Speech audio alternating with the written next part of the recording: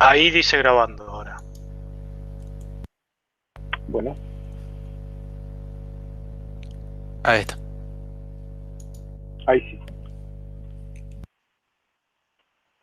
Bueno, vamos a ver qué nos vamos a encontrar en Cortex-M.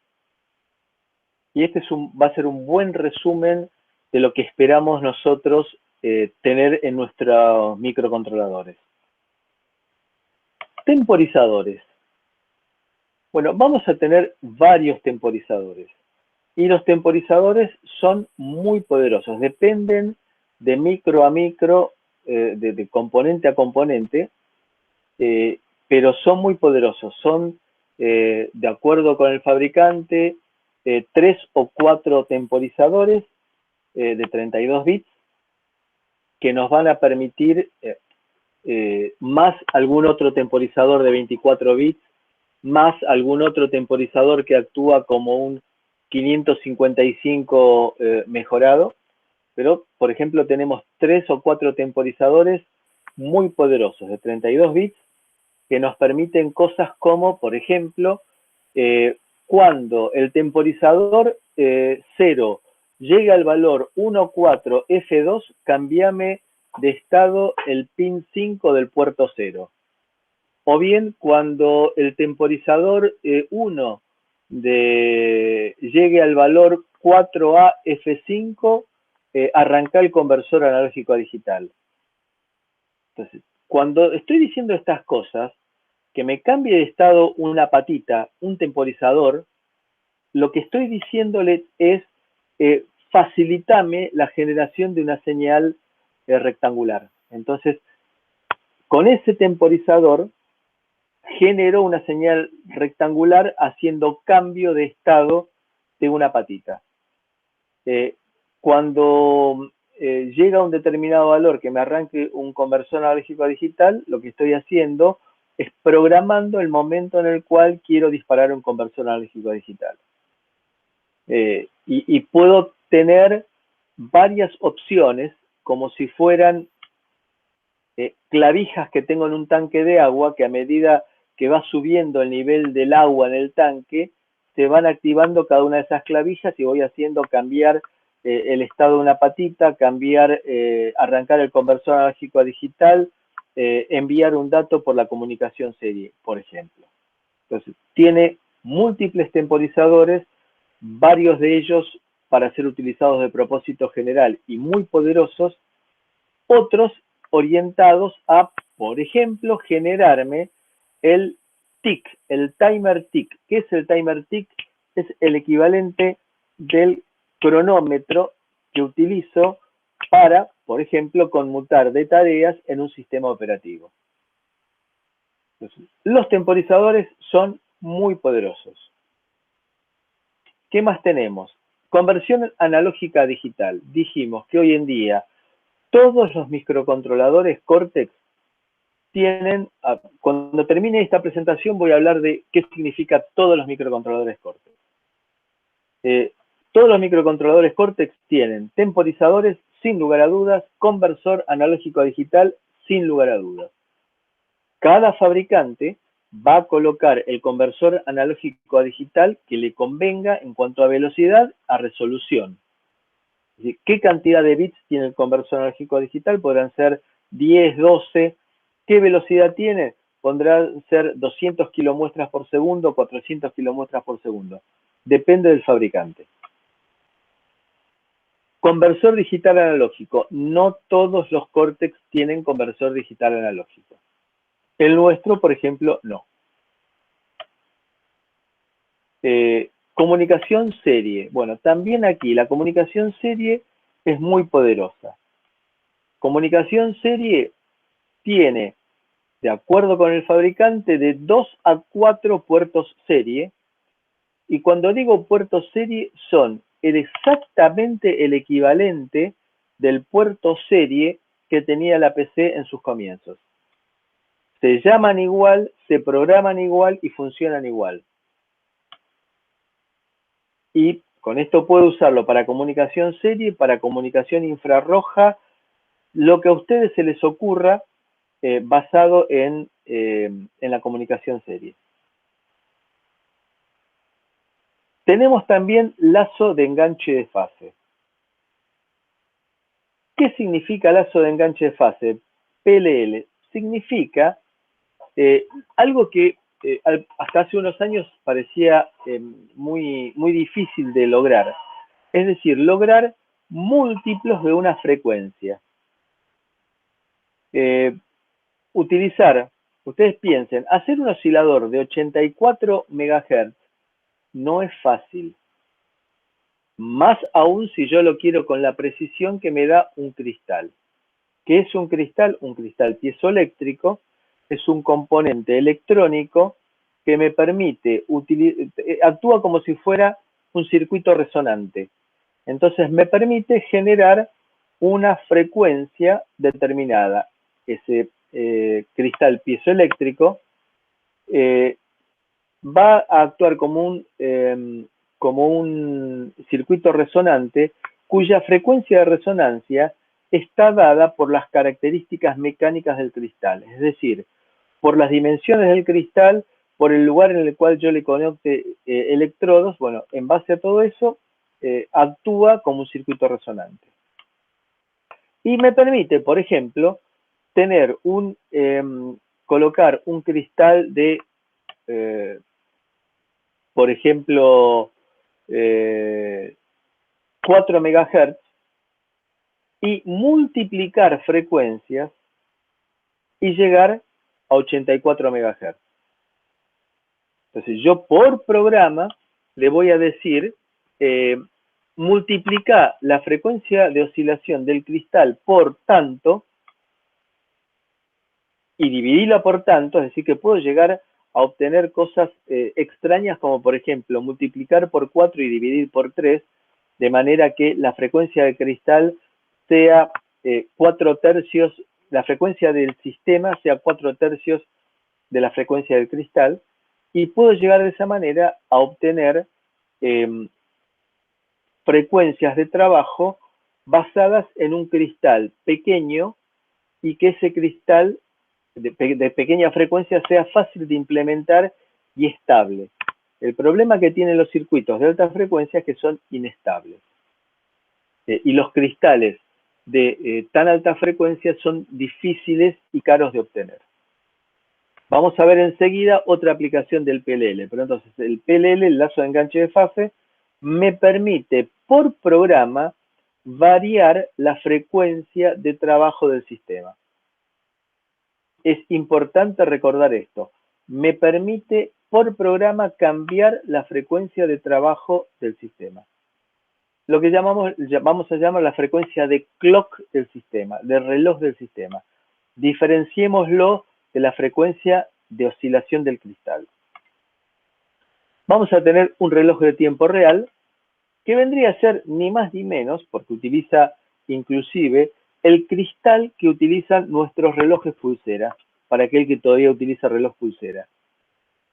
Es un cristal de 32 y pico kilohertz y que se utiliza para, cuando se corta la energía eléctrica, llevar la hora, minutos y segundos y días, alimentado o bien por una pila o por un supercapacitor. ¿Qué es el supercapacitor? Es un capacitor de 1, 2, 4 faradios de muy baja tensión, por ejemplo de 3,3 volts. Entonces, cuando está el sistema alimentado por la red, cargo a ese capacitor de varios faradios y se utiliza ese capacitor como alimentación del reloj de tiempo real. ¿Qué ventaja tiene a poner una pila? Primero, que resiste lugares que sean agresivos. Las pilas hay que cambiarlas, los contactos de las pilas se pueden sulfatar, las pilas no resisten alta temperatura, ni baja temperatura tampoco, y el supercapacitor se lo banca perfectamente porque es un componente electrónico con un rango de temperatura bastante amplio. Entonces, el reloj de tiempo real trabaja como si fuera un reloj y me permite llevar cuenta de horas, minutos, segundos, días, mes y año cuando se corta la alimentación principal del sistema. El watchdog. El watchdog es, imaginemos algo así como un monoestable redisparable, al cual, a ese monoestable redisparable, le estamos enviando periódicamente pulsos para mantenerlo en su estado cuasi estable. El estado cuasi estable es, le mando el pulso de disparo, en un monoestable tradicional con circuitos RC, se va a mantener un cierto tiempo en 1 la salida, y ese tiempo está dada por el producto R por C, vinculada con el producto R por C, y luego vuelve a su estado estable y va a quedarse así en forma permanente hasta que le volvamos a aplicar otro pulso de disparo. Un redisparable es el multivibrador monoestable que, si yo le envío un pulso de disparo cuando está en el estado 1 de la salida, en el estado cuasi estable, se vuelve a disparar y así se vuelve a disparar. Y la idea del watchdog original era que cuando se perdía el programa principal, dejaba de enviarle pulsos al monoestable, el monoestable caía a su estado estable al no recibir el pulso de redisparo y por lo tanto el sistema entonces se reseteaba. Era una forma de protegerlo al sistema, evitando de que se perdiera muy malamente.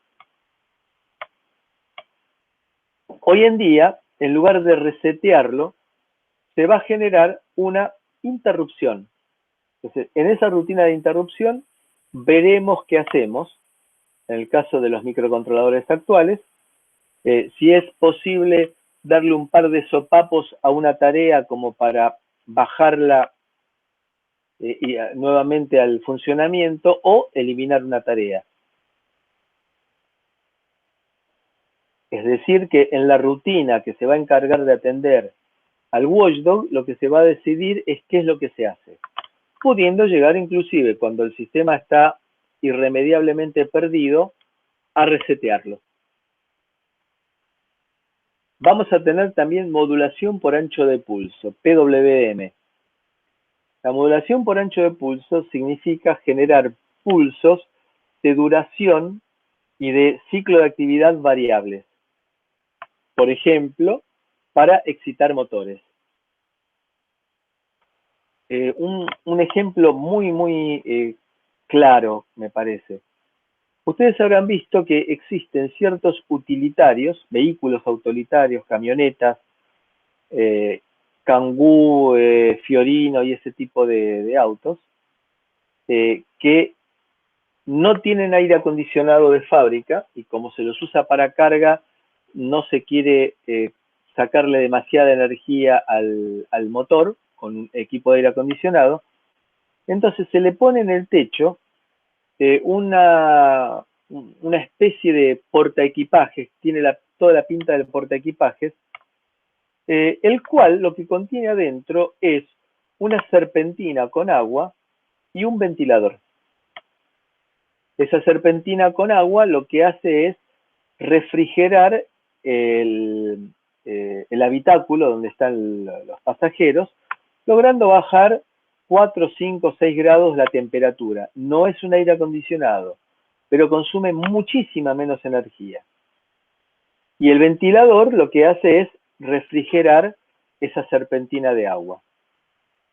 El motor de ese ventilador durante mucho tiempo era un motor de continua, genial, porque el motor de continua con la batería de 12 volt andaba bárbaro. Claro, lo que pasa que el motor de continua tiene imanes, hierro, pesa mucho y es ineficiente. Entonces, se los reemplazó por un motorcito trifásico de 12 volts y que por medio de un microcontrolador de tipo Cortex se generan las 3 fases de la excitación trifásica. Normalmente tienen modulación por ancho de pulso de 3 canales diferenciales, con lo cual se puede generar una señal trifásica que alimente al motorcito del ventilador. es una aplicación bien concreta y que nos lleva los motores trifásicos al mundo de la vida cotidiana. En la época que mi mamá vivía y trabajaba en las cosas de la casa, los lavarropas que había eran lavarropas que no tenían inteligencia salvo un timer, o bien lavarropas que tenían una caja de cambios para las distintas velocidades. Cuando digo una caja de cambios, estoy diciendo una caja de cambios del tipo de la de auto, es decir, un sistema mecánico de regulación de velocidad. Y con eso lo que se lograba era poder llegar a mover a distintas velocidades la ropa adentro del lavarropas. Y se tenía el centrifugador, el Coinor, en aquella época, que era el que se encargaba de secar la ropa para ya prácticamente tenerla a punto de plancha. La aparición de los motores sincrónicos y de la modulación de ancho de pulso hizo de que los lavarropas actuales centrifugan a 1200, 1500 revoluciones por minuto con el mismo motor que lavan la ropa. Entonces, lo que se hace es colocar un microcontrolador de tipo Cortex, de los sencillos, baratos, y que se encarga de generar una señal de frecuencia variable como para utilizarlo como lavarropa común y permitir invertir el sentido de giro, y después, cambiándole la frecuencia de excitación, llevarlo a centrifugar. Vale decir que es frecuente que se utilice como generador de señales a un Cortex M con la modulación de ancho de pulso. Luego viene la parte de conectividad. Es frecuente que los Cortex tengan USB habitualmente de 3 tipos, USB de tipo host. ¿Host qué es? Host es la PC, es la que admite dispositivos que se conecten. Por ejemplo, para leer un pendrive, en el cual le doy las directivas o le escribo resultados al microcontrolador. USB dispositivo o device es para colocar un Cortex M adentro de un mouse y que actúe como dispositivo, como device. Y luego existe la opción intermedia que se llama on the go, el cual consiste on the go en que a veces se comporta como host y a veces se comporta como device. Por ejemplo, cuando desde una cámara fotográfica quiero imprimir una foto, no necesito una PC, sino que puedo conectar la cámara con la impresora directamente. Y de esa manera se comporta de a ratos como dispositivo y de a ratos como host. Entonces, es muy amplia la opción de USB. Opcionalmente tienen Ethernet, no todos tienen Ethernet, no todos tienen USB. Y CAN es Controller Area Network, que es una red que se comenzó utilizando en los automóviles, que le impuso Bosch, la empresa alemana, y viendo que tenía excelente resultado en los automóviles, en los cuales tenemos un rango muy amplio de temperaturas y de ruido eléctrico, y se vio que CAN, Controller Area Network, andaba muy bien, se optó luego por incorporarlo al mundo industrial, en el cual tenemos ambientes también muy complicados desde el punto de vista del ruido eléctrico y de la temperatura de trabajo. Entonces, la conectividad va a depender de cada fabricante. Y por último, 2 siglas. Y acá les pido que presten atención porque suele ser fuente de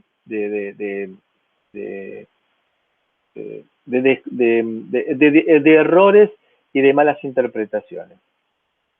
ISP es la abreviatura de In-System Programming. Ustedes recuerdan que cuando mostramos la placa de nuestro kit de desarrollo, dijimos que se alimentaba y se conectaba con la PC por medio de un conector mini USB. Bien, por allí también se programa. Dijimos que se utilizaba el JTAG para programarse. Bueno, en realidad debería decirse usábamos el JTAG para autoprogramarse. Nosotros desde la PC le decimos posición de memoria 0, programa el valor 4F. Luego posición de memoria 1, programa el valor A6. Y así sucesivamente. No necesitamos un programador externo, sino que el sistema se autoprograma.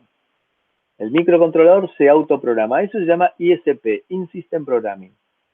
Me permite a mí tener todas las placas completamente armadas en los estantes de mi empresa y en el momento en el cual vendo un equipo con ciertas características, compilo el programa para esas características, le conecto el conector USB a la PC y lo programa. No tengo que desoldar el microcontrolador o tenerlo separado y después soldarlo, sino que se autoprograma.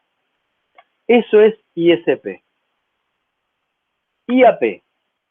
Para entender qué es IAP, es la abreviatura de In Application Programming, es decir, programación dentro de la aplicación, es decir, en tiempo de ejecución.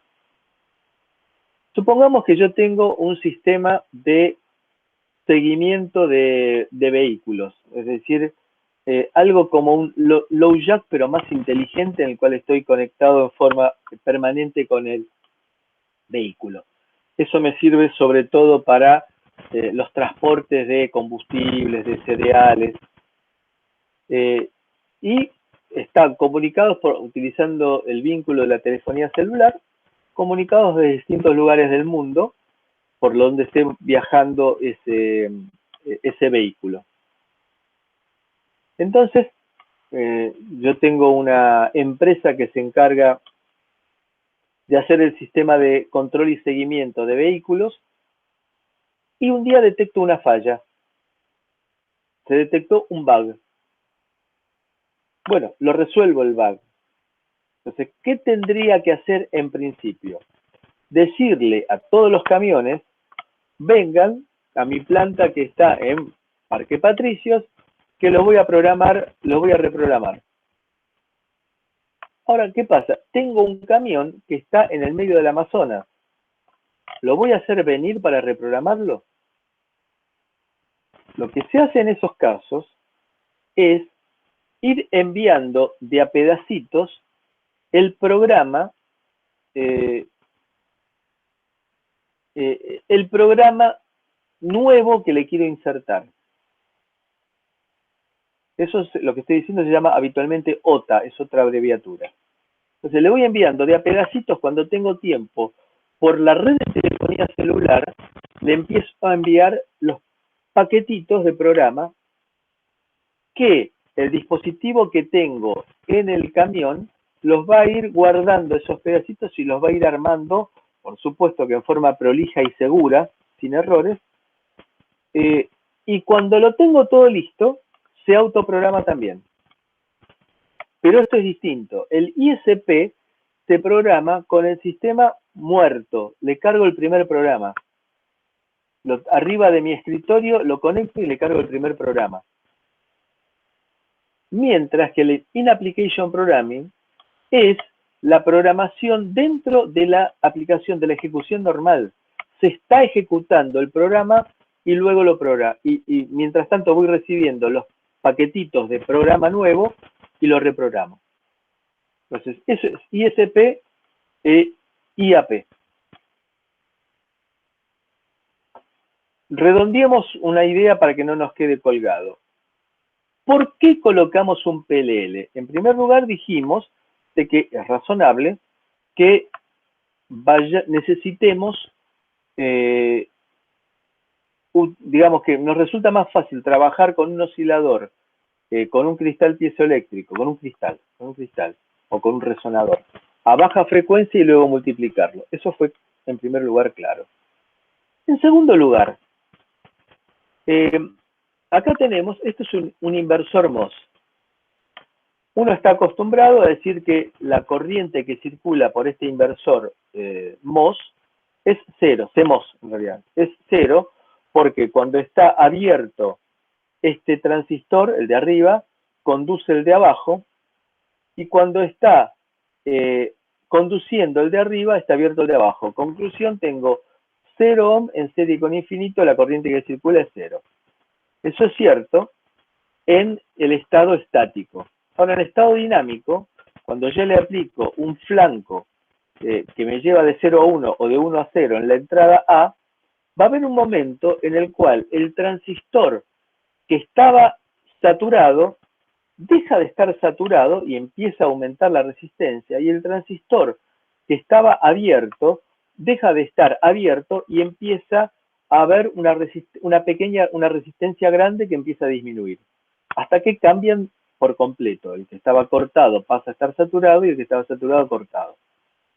Hay un momento en el cual entonces los dos transistores conducen un poquito, lo cual da lugar a que circule un piquito de corriente. Y lo vemos acá. Estos piquitos de corriente que nos aparecen se deben a que se produjo una transición en la tensión de entrada. Esta transición en la tensión de entrada produjo un cambio en la salida y produjo estos picos de corriente.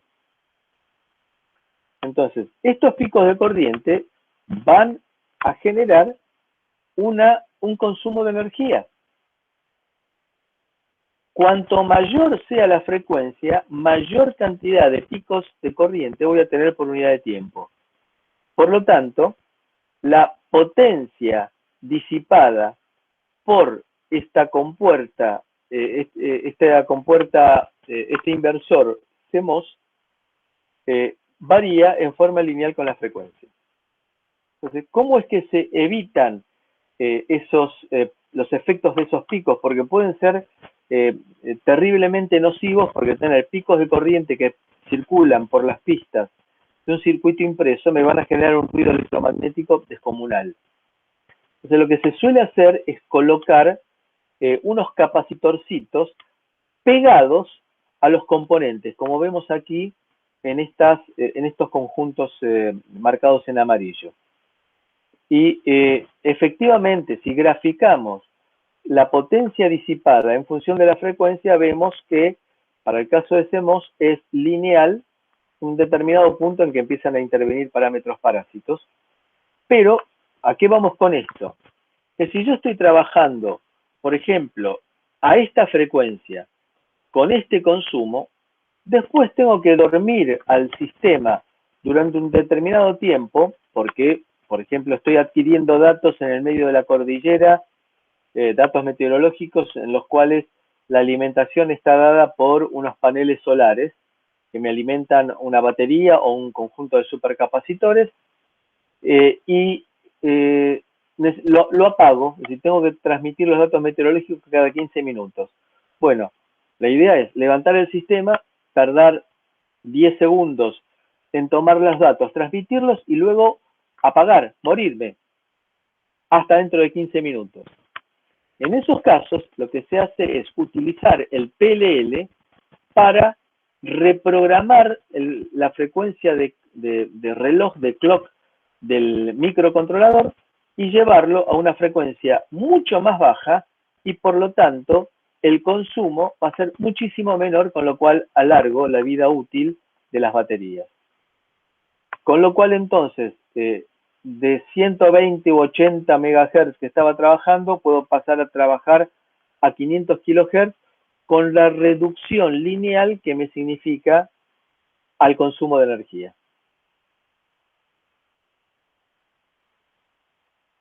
Resumiendo, la arquitectura de ARM Cortex es RISC. Se utilizó la optimización en la ejecución de las instrucciones más frecuentes. Tiene un banco de registros importante, que dijimos que son 16 registros. Tiene una arquitectura load store, que se encarga de leer y escribir de y hacia memoria con instrucciones especiales, no las de movimiento de datos, sino que son instrucciones especiales, y va a tener algo que va a llamarse un pipeline, una tubería, que eso lo vamos a hablar para la próxima clase. Las instrucciones son de tamaño fijo, en principio 32 bits, vamos a ver que hay instrucciones de 16 bits también. Las instrucciones van a ser condicionales, todas las instrucciones van a ser condicionales. Entonces voy a tener instrucciones como, por ejemplo, sumar si el resultado de la última operación aritmético-lógica me generó carry o no. O multiplicar si la última operación aritmético-lógica fue 0. Es una máquina de 3 direcciones con varios modos de operación, que vamos a verlo posteriormente. Y las operaciones aritméticas y lógicas, como vimos recién, son entre registros. Con lo cual nosotros arrancamos, terminamos la primera parte, era mencionando que la suma de Oper 1 y Oper 2 la hacía entre registros, no sumando directamente contra memoria. Tenía que traer los operandos de memoria, desde memoria. Comparten el mismo repertorio de instrucciones, con distintos modismos, pero el mismo repertorio de instrucciones. El núcleo, el core del procesador es compartido por todos los fabricantes y luego cada fabricante le va a dar su tinte particular.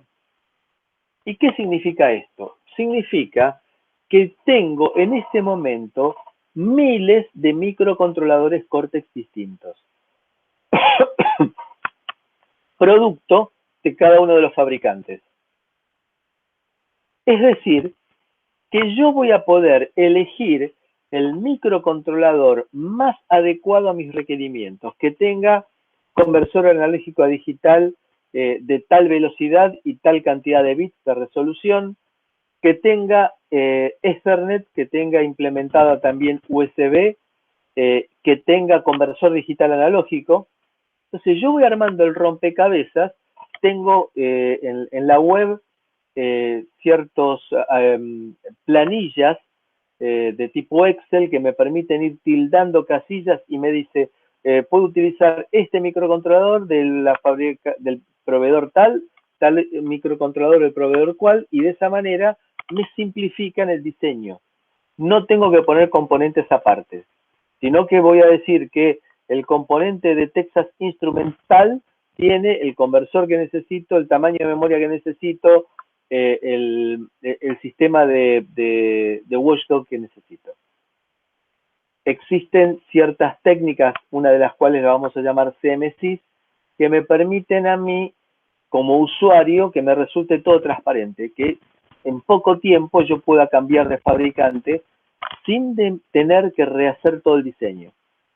Es decir, cambiando ciertas bibliotecas y cambiando ciertos .h, recompilo y ya cambié de procesador.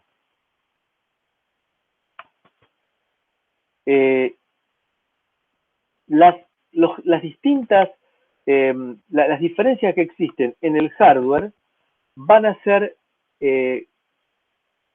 ecualizadas, disimuladas para el programador por medio de técnicas de programación. Es decir, por ejemplo, supónganse que tengo un procesador de Texas Instruments que tiene un conversor analógico a digital sigma delta de 24 bits y de 100 conversiones por segundo. Y tengo otro Cortex producido por ST, que tiene un conversor analógico a digital de aproximaciones sucesivas que tiene 12 bits y 400.000 muestras por segundo. Son conversiones analógicas totalmente distintas. Pero yo, como ARM, le obligo a Texas Instruments y le obligo a ST que me generen una rutina para ese conversor analógico a digital que me dispare el conversor y que la llamaré Start AD. Ambas se llamarán Start AD, pero el contenido es totalmente distinto porque va a ser adaptado por cada fabricante a su propio conversor. Y les obligaré yo como ARM que me escriban una función que se llamará readAD, con lo cual leo el conversor, que cada fabricante tendrá que proveerla adecuada a su propio hardware. Esto es lo que llamamos nosotros técnicas de programación. Yo voy a escribir, y en mi programa en C voy a escribir start-ad punto y coma, con lo cual voy a llamar a una función que va a estar en un punto H propio de Texas Instruments y en otro punto H propio de ST, y que para mí como programador va a ser indistinto. En ambos casos voy a arrancar el conversor analógico digital. Los registros son de 32 bits, tenemos en principio 16 más 1. Vamos a ver qué significa ese más 1. Y también vamos a ver qué significa que los registros 0 a 7 están siempre disponibles. La arquitectura de nuestros Cortex es tipo Harvard. Cortex M0 es tipo von Neumann.